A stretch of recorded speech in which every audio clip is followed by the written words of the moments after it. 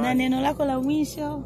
Neno langu la mwisho mimi napenda kuambia watu wakati wa Mungu ni wakati sahihi. Nitakutana nalo, sila kumlaumu alokuleta. Wewe ukipambana nalo ulivuka. Kweli kabisa. Na kusema sasa hivi utembea kwa dada anafanya kazi Omani kila mmoja mmoja. Wakisikia habari zao, watu wanatamani hata asitoke nje ya nchi, kabaki Tanzania tu. Kweli. Lakini kila mtu anaficha ambacho anachokipitia, hisi kama ni changamoto na kujifunza. Mungu akubariki, mimi nakuombea kila laheri. Ukipata nafasi ya kumsaidia, kumshika mtu mkono, mshike. Lakini kwa hiyo mimi naambia kwa jamani, tutapambania lakini ivute ni subira. Hata mgeni hapa mwenyeji eti mgeni. Sasa mimi ndo mgeni. Mimi ndo mwenyeji na kukaribisha wewe simenikuta. Jamani, hapa naitwa Zanzibar Test. There is Zanzibar Test. Niko na mwenyeji. Mambo vipi? Safi, kwema. Wema za kazi. Sawa kabisa. Miaka mingapi hapa Zanzibar Test? 1 years. 1 year hapa. Vipi biashara? Safi, nashukuru. Hongera. Shazoea yenyewe. Kwa hiyo umefika hapa una mwaka? Na umetoka nyumbani moja kwa moja? Hebu tuongee kidogo, ili kuaje ndugu yangu? Ulipataje hii chance? Maana sio rahisi. Kuna kaka zangu wako Tanzania pale wanatakaga kazi, wananisumbuaga sana kuhusu kazi.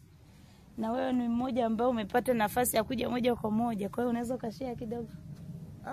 Changamoto ya Omani, kazi za kiume ni ngumu kikweli. Si rahisi. Jamani mnasikia? Kwa hiyo asikae wakajidanganya. Kazi ya kitu rahisi, si rahisi kana kufikiria. Ni ngumu. Yaani ni kweli imetokea kweli mtu anatamani mpaka umepata au amekuelewa. Sababu the way wengine wanapata pesa, wanakula, kwa hiyo wengine pia bosi wanakula na wakata hiyo. Kwa mimi tena mtu wa kiume sio unajua kuna mambo mengi kama familia danganya na familia. Kwa hiyo lakini wewe uliletwa na agent au bosi aliku? Mimi naitwa na agent, lakini agent ni mshikaji wangu. Ndio tunafahamiana kwa hiyo ni urahisi kusafiri kwa sababu ananiamini na ananijua. Kwa hiyo ilikuwa ngumu. Kingi wa mtu akujui, alafu ataka kukabidhi kwa sababu mimi nimetumia pesa direct moja kwa moja, nimetumia agent nipo mimi. Nimetumia mimi, nipo na mwenzangu. Sasa mwenzangu tumepishana shift tu baada ya kupumzika. Kwa kama masaa kadhaa atakashaingia. Umepata bahati wewe. Maana unajua sio wote wanapata hivi. Kweli. Na watu ukiwaambia kwamba kazi kupata Omani ukiwa nje ni ngumu sana. Asikwambie mtu ni ngumu. Yaani unajua ukiwa nje ya nchi kama Tanzania, afadhali kazi nchi za Kiarabu hizi. Dubai of course unaweza ukabahati. Sababu kuna makampuni hapo mengi ya biashara. Sasa hii sio nchi ya biashara. Na mimi nishawahi kuwaza hiki. Kazi ambazo ni nyingi sana za ndani. Lakini sasa hivi ndio anza kuinvest kazi za nje ambapo kama ni kupika mishikaki, restaurant, mambo ya nini. Sababu sasa tupo masuala barista. Na barista na pia ni mashefu vile vile. Wewe unapika pia? Napika, pia natengeneza kahawa. Kwa hiyo ni barista na chef. Ukisaidia kwa sababu nafanya mimi, nafanya mbili. Na sio fani mbili. Zaidi ya fani mbili. Kwa hiyo lazima ujiongeze. Kama unaenda sehemu lazima ujiongeze. Na hizi fani ulianzia Tanzania kabla? Tanzania nilikuwa na kazi ya mapishi tu, lakini si barista. Barista umejifunza hapa? Baada sasa kujua kama kuna kazi ya barista, ikabidi niongezee ujuzi. Ukaongezea kule. Yeye umesikia? Kujiongeza jamani, usikae na ujuzi mmoja. Kaka amenipa point moja nzuri sana. Kwanza ni kuombe msamaha, nimeanza kukurekodi hata sijaongea. Unajua si wa Tanzania. Tukikutana tunajuanaga hata atuombi. Unaweza kuwa online au vipi? Kama utapenda mimi nitaiweka tu blank. Usijali. Okay. Radhi yani, iwe radhi. Okay. Kwa sababu na ndugu zangu mimi napenda sana kusaidia watu.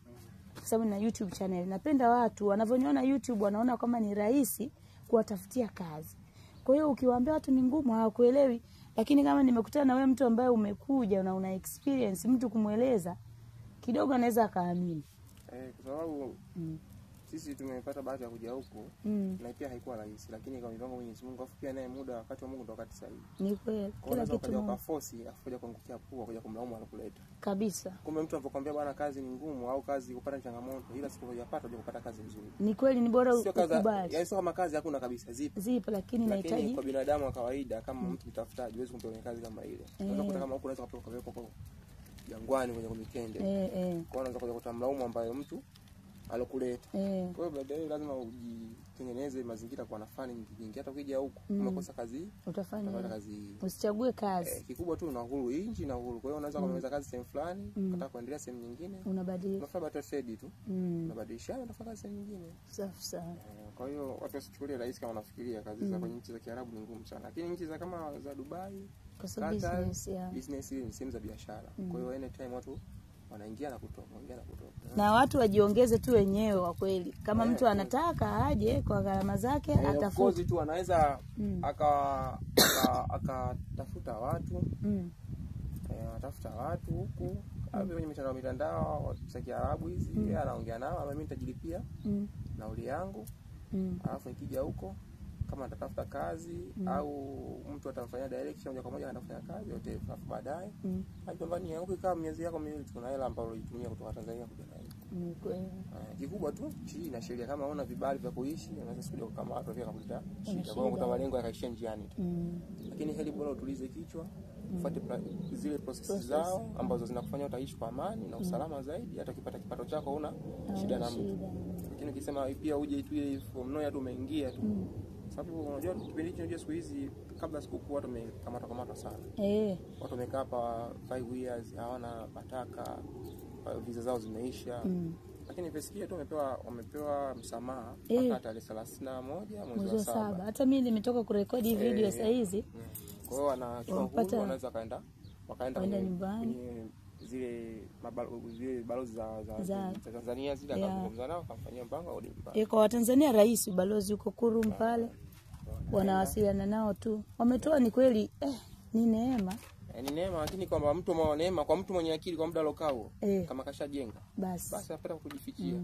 Lakini bado mwingine atakuwa anazunguka tu maskini Mungu hivi na hivi, unakutana na aibu tena ndio nyumbani. Kwa hiyo unakuta haipendezi. Kwa maana ukiwa na nchi kama Kija ukiwa na vitu vyako vyote vibaya, kazi inakaribia kuisha, unafanya taratibu. Una renew tu. Ni nchi ambayo unaweza kukaa ukafanya maendeleo Tanzania. Kama ukiwa mvumilivu. Kingine cha kukazia nchi za Kiarabu hakuna sehemu unapata raha. Changamoto. Changamoto jamani. Lazima mtu ujifunze. Waarabu ni watu ambao kwanza hawana ustahimilivu. Hawastahimili. Alafu pia anapenda muda wote anafanya kazi. Kwa kupumzika kwao, yani tu uwe labda mkorofi vile ndio kidogo anaweza kuogopa, lakini ukisema kila kitu ufuate. Kila siku ni yes. Ndio yangu rudi nyumbani utamgonga ufanye kazi. Hiyo kweli, maana mimi naje nimepitia kwenye changamoto hizo. Of course ipo hivyo. Kazi za ndani waje. Kwa mtu unapotoka nyumbani unaje sana kwenye nchi za Kiarabu, unajua ukisema moja kwa moja liwalo na lio. Ninaenda kwa yote yanatokea, nitavumilia, lakini lengo langu najua nini nitakafanya Tanzania, kitu gani cha maendeleo. Kitakuja kwa moyo huo. Utastruggle, utafanikiwa, utapata hela, utajenga, utafanya biashara zako fresh, Mwenyezi Mungu atakubariki. Sasa timu yako imechoka kutumika, rudi za Tanzania. Hakuna anayekulazimisha. Hakuna mtu atakuulizia hena, tayari ushaanza mazingira yako nyumbani kama una nyumba au una biashara. Unabaki tucheka sisi ambao tunaendelea kutafuta. Wewe tayari ushatoboa kwa malengo yako. Lakini kama ukienda tu upate tu watu kuona umepost, yupo nchi za nje sio. Haina maana. Haina maana mzee, nchi hii si ya kupost. Unaelijua nchi hii si ya kupost. Nchi hii ukitaka kupost hakikisha una 2 years una kitu cha kufanya cha maendeleo nyumbani. Ndio kwamba una post raha, uposti msoto wako. Watu wengi hatuposti ma struggle zetu. Lazima tuposti vitu ambavyo tunavyo vinatufanikiwa na watu wanaangaliaga mafanikio ya mtu ajui amefanikiwa kupitia changamoto gani. Nasahau struggle. Usijidanganye bwana, usijidanganye kabisa. Nchi za Kiarabu kupata kazi za kiume changamoto sana, ukitoka mtu anakupambania kweli, kwa sababu yeye mwenyewe akipiga hesabu hapo kuna vijana wapo tayari muda mrefu. Anamaliza mkataba. Amlipia tena mtu atoke Tanzania aje huko. Akulete wewe. Kwa hiyo anachofanya tu hapa atatafuta mtu mzoefu tayari. Na watu wanaposti sasa hivi. Kuna kazi sehemu fulani, kiasi fulani. Kwa hiyo mtu alimaliza mkataba anda sehemu fulani alinyoa, anatafuta kazi abaki tena. Ndio hivyo Tanzania shinda hivyo. Wengine ni waaminifu, uko na waaminifu, wengine ndio hivyo sio riski.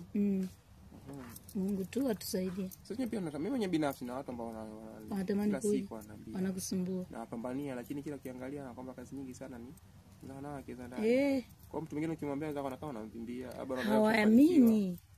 Kumbe nao sisi tunawapambania kama wanaona sisi tunapambana na sisi tunapambania kwa hiyo. Mimi nimejitahidi sana kutafuta maagent wanaoleta, lakini sijawahi kupata. Kwa Omani sijawahi kupata. Wengi wanakuambia atakuleta hapa, ukija hapa uanze kustruggle mwenyewe. Hakuleti hapa akakuingiza kazini moja kwa moja. Yani hapa wapo, lakini sasa ndio mtihani. Na mwingine anaweza kukula pesa. Wapo, bwana usifika kuna sema ambako kuna matapeli. Wapo. Ndio hiyo changamoto na kama sisi umeona kama mimi binafsi sasa hivi. Nikimaliza muda wangu nikija nyumbani kupumzika, nikirudi tena hapa. Tayari nishapata experience, siwezi kukaa tena. Yaani naweza nikaa sehemu kufanya kazi lakini siwezi kupangiwa chumba. Nitakuwa tayari najua niingilie wapi lakini nijitegemee, najua natoka nyumbani. Lakini mpaka mtu anakuja akasema kama Tanzania imeenda sehemu fulani na Dar es Salaam kutafuta maisha. Nitaanza na chumba cha shilingi 20,000 au cha shilingi 10,000. End of the day maisha yangu atakaa sawa, nitafanikiwa. Nchi bwana huwezi kutoka kama ukaja kupanga. Kwa sababu kupanga kwenyewe ndio mshahara kama. Yaani ukipanga ndio mshahara wako. Unaona Sasa piga hesabu ni mshahara kupanga, ujala bado hapa kuna usafiri na nchi kila sehemu ni usafiri. Kwa sababu utatembeaje kwa mfano mtu huko kama huko utatembeaje ufike kule? Yaani labda wewe umekaa town. Ndio at least tunaweza kusema biashara yangu kwa utatembea kinao tulipo sisi huko. Na hata huko town pia kuna kuteseka, naona ili jua linavyoenda sasa hivi. Jua ni kali. Kwa hiyo kila kitu pesa. Kwa hiyo lazima kuna namna ukitaka sehemu kama hizi za kunini. Bora uvumilivu na muombe sana Mungu. Kupata sehemu za Kiarabu kafanya kazi. Mungu akujalia unataka kupata neema kubadilisha maisha yako. Muomba Mungu jamani. Na ukiwa una nia utafanya kitu. Mimi nimefurahi unavyosema kuomba Mungu. Kwa sababu watu yani kiukweli kabisa. Kiukweli mimi nasema kama ulitoka Tanzania humjui Mungu, ukifika huko utamjua Mungu. Of course. Kwa sababu hakuna mtu utakayeenda tu moja kwa moja kumuomba kitu. Kwa sababu unakuta ndio hivyo kwa majumba au mwana wafanya kazi za ndani wanawake kukutana changamoto nyingi. Changamoto kibao. Kwa hiyo pia unaamini sasa hapa nilipo hakuna baba, hakuna mama. Mimi ni mtu ambaye namtegemea ni Mungu. Hata hajenja kusaidia, anaweza asikusaidia. Hawezi kusaidia muda huo. Wewe kikubwa tu nimekutokea tatizo usiku na niombe Mwenyezi Mungu sasa. Ile nigushe hili swala. Kuja kufuatilia hapa unajua kuna watu wengi sana ni wanted hapa. Passport yani muda wa visa itaisha. Wengi chake kimeisha ni wengi. Na wengi wengine wamekamatwa maskini ya Mungu. Lakini unatokana sio kama wanapenda. Ndio life ambao wanakutana nao watu ambao wanawafanyia kazi. Kwa hiyo wanaona solution kwa nje. Na huko nje pia ni matatizo mengi. Nje kuna changamoto. Unakuta sasa hakuna chokifanya cha muhimu, utarudishwa nyumbani, na unakuta huna kitu. Hujatimiza malengo. Kutimiza malengo. Na wao angalie tu kama sura account yako ya shilingi ngapi, kadi siku wapi. Ikifika tarehe kusafirishwa nini moja kwa moja. Sheria ifuatwe. Ano kwa jamaa sheria yao imenyoka. Hataki kubabaisha kitu. Kweli. Mimi nimefurahi sana. Kakaangu unaitwa nani kwanza? Mimi jina langu naitwa Isa. Isa asante. Tanzania umetokea sehemu gani? Mimi mzee wa Dar es Salaam. Yaani mzee wa Dar es Salaam yangu. Maana yake unavyoongea sio kama Wazanzibari. Lakini life yangu iko Zanzibar. Kweli? Familia iko pale? Zanzibar nimeenda tu struggle. Lakini nimekaa sana mpaka nimeondokea kule. Lakini familia yangu ipo nyumbani, ipo Tanzania. Dar es Salaam. Sisi tuna kama eneo ya Kipawa huko nani? Airport. Wow, nimewahi kukaa Kitunda karibu na Matembele. Kitunda nimetembea sana huko. Nafika sana. Nimekaa kule kidogo. Nimekaa sehemu nyingi, nimekaa Msasani, nimekaa Mwandege, lakini kwangu mimi ni Mbagala. Kongoe mwisho. Ukifika Kongoe mwisho njia panda kwenda Kigamboni na achana nayo mimi naingia Mkono. Kama unaenda Mtwara. Okay. Pale mwisho kabisa Kongoe mwisho naingia. Kongoe ndio sijatembea sana lakini Mbagala kote huko Chamanzi huko kote kwa sababu mimi nilikuwa nacheza mpira kwa hiyo nimezunguka sana. Kwa hiyo nimetembea sana. Basi mimi nilipo Chamazi naiona kule Vikindu iko huko niko katikati. Panaitwa Mlamleni. Lakini sasa hivi kumechangamka sana. Mimi tangu nimetoka miaka 4 na saa hizi nilipokuwa nakaa mimi sikuwa na majirani. Lakini saa hizi natumiwa picha naona video za nyumba mpaka nashangaa. Hayo ndo mafanikio ambayo ukikaa kupambana hapa ndio unajivunia kwa kitu kama hicho. Kweli, mimi nimefurahi sana, nashukuru umewapa watu kitu. Lazima mtu utambue bwana usiwafiche. Tusifiche tumefika sehemu tumeona. Kwa tutaki tuwe wengi tukalimbukana au kwa watu tukaumia wote. Na atasaidia sasa taifa letu. Bora mtu anavyokuwa ni kweli. Na tusikae tusijisahau kwamba sisi huku kwetu tuna kwetu. Tumekuja kutafuta turudi kwetu tukajenge nchi yetu. Mara 10 yani kama ni nchi yetu tungekuwa tumewekewa ubia kama wanaoishi hapa. Tungekuwa tajiri sana. Lakini sasa unakuta tupo wengi. Na kila fali unaigusa mtu mwenyewe naye hanayo hiyo. Kwa unakuta kuna namna lazima ujigawanye tutafute yani alternative nyingine tena. Ya kufanya upambane ukija Tanzania uongeze kipato na kia kidogo una sehemu utawahelp watu. Kwa hiyo tukisema sio kama hakuna pesa lakini haina mzunguko wa nchi yetu ilivyo. Lazima sisi kwa sababu ni vile ambavyo unaona kila siku watapanda mandege manini na mimi natamani lakini kifika kule lakini inabadilika tena. Ngoja nifanye kitu fulani kajenga. Kumbe unaipa neema nchi yako, unaipa sifa nchi yako kwa sababu umetoka nje ya nchi umeweza kukaa muda mrefu na umerudi muda umefanikiwa. Kwa hivyo ni kitu kizuri. Tupo tunajifunza vitu vingi. Yaani vizuri. The day tunarudi nyumbani. Hakuna kitu ambacho mtu atakudanganya kuhusu swala nje ya nchi. Ni kweli. Ukishajua nje kukoje utajua thamani ya nyumbani kwako pia. Sahihi kabisa.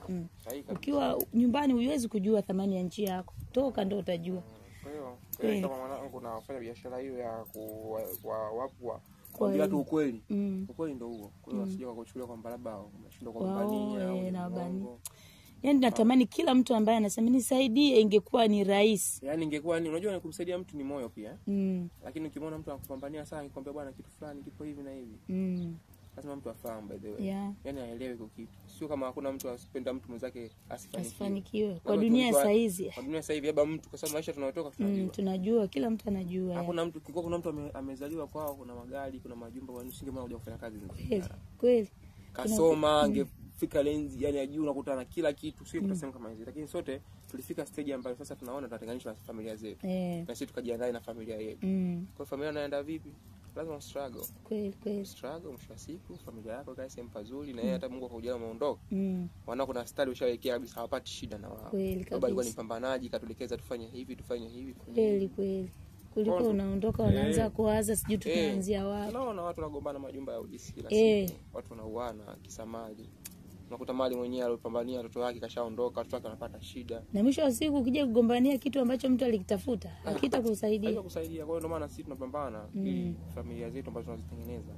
Zisiwe mazingira kama haya tuliotoka. Lazima unajua baba yangu alipambana kiasi hichi. Alipoacha mimi niendelee na mimi familia yangu ije. Ndio hivyo tunapojenga hivi. Akisema naye akaya jeshi, subia mali za baba. Na kaja na nguvu za kupambana. Atapoteza kila kitu. Asante sana. Usijali kwa na amani. Na neno lako la mwisho? Neno langu la mwisho mimi napenda kuambia watu wakati wa Mungu ni wakati sahihi. Safi kabisa. Wakati wa Mungu, Ombe Mungu. Kila mapambano yako anakudondoshia kwenye riziki yako basi hiyo ndio riziki yako. Namshukuru Mungu sana kwa neno hili. Wakati wa Mungu ni wakati sahihi. Tusilazimishe vitu. Mtu anavyokuambia mimi nimekaa huku nikatumia iPhone. Wewe una Tecno au na Samsung. Usijisikie hata vibaya. Hata mimi nilikuwa kama wewe. Itafika hatua. Lakini namna gani nilivyopambana nikajitahidi. Nasikia maneno ya watu lakini yalikuwa mazuri nichukua kwa mabaya nikaacha nayo. Na mfiko ulipo Na kama naamini kama utaipost kama watu wananijua mimi watakujua. Wanajua life nilitoka. Wale watu wafikiri yangu wanaondoka nao na shida wanajua life nilitoka. Wow. Kwa hiyo kuna watu watafarijika afu na watu pia wataumia vile vile. Sana. Mimi natamani wafarijike. Ukiumia hiyo ni roho nyingine sasa. Sio roho ya kufanikiwa. Inabidi tu ushukuru. Unajua kuna muda unaweza kawa mtu amekuumiza au umetapeliwa sehemu. Sema tu asante Mungu. Mungu atakuandalia njia nyingine nzuri kuliko ile iliyopotea. Kwa hiyo ndio hivyo bwana. Sisi tumekaa hapa hatujachoka kukaa hapa. Kwa hiyo tunamaliza hapa tunatafuta sehemu nyingine safari mbele kwa mbele. Turudi nyumbani inaeleweka. Kweli. Rudi tu labda ameenda kusalimia moyo na familia kama kuna kitu kinao cha maendeleo na kiangalia baada hapo. Wale utafuta tena. Ndio jinsi ambavyo tulipangia sisi. Kweli. Lakini sasa hivi watu bwana pambane, naomba Mungu sana kujalie riziki ambazo zinavyopangwa na Mwenyezi Mungu ndio riziki sahihi. Safi sana. Ina riziki ya kuforce. Sio. Kwa utamjutia hata mtu anakufanyia mpango na mwenyewe atajisikia vibaya hata nimemsaidia mtu kumbe nimekuja kwenye matatizo. Tuwe positive. Hivyo. Yaani lazima julikane nyeupe na nyeusi. Ukisaidiwa shukuru Mwenyezi Mungu nitakutana nalo. Sila kumlaumu alokuleta. Wewe kupana nalo ulivuka. Kweli kabisa. Na kusema sasa hivi utembea kwa dada wanafanya kazi mamani kila mmoja. Wakisikia habari zao, watu wanatamani hata asitoke nje ya nchi, wakabaki Tanzania tu. Kweli. Lakini kila mtu anaficha ambacho anachokipitia, hisi kama ni changamoto na kujifunza. Kujifunza kupitia changamoto. Kujifunza kupitia changamoto. Kwa bwana karibu sana.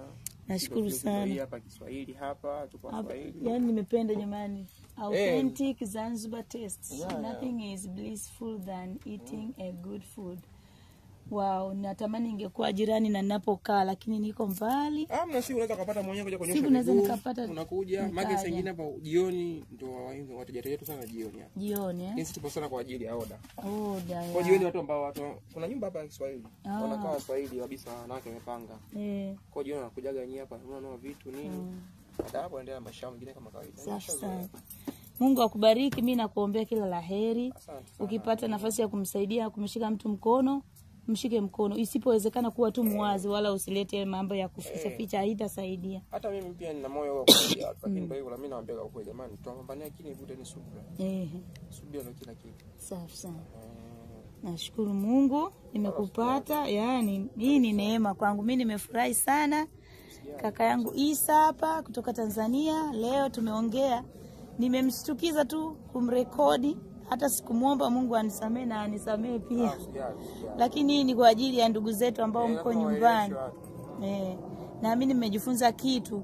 Na kama hujajifunza kitu basi sijui nisemeje. Mungu akusaidie. Akufungua akili kidogo ujifunze.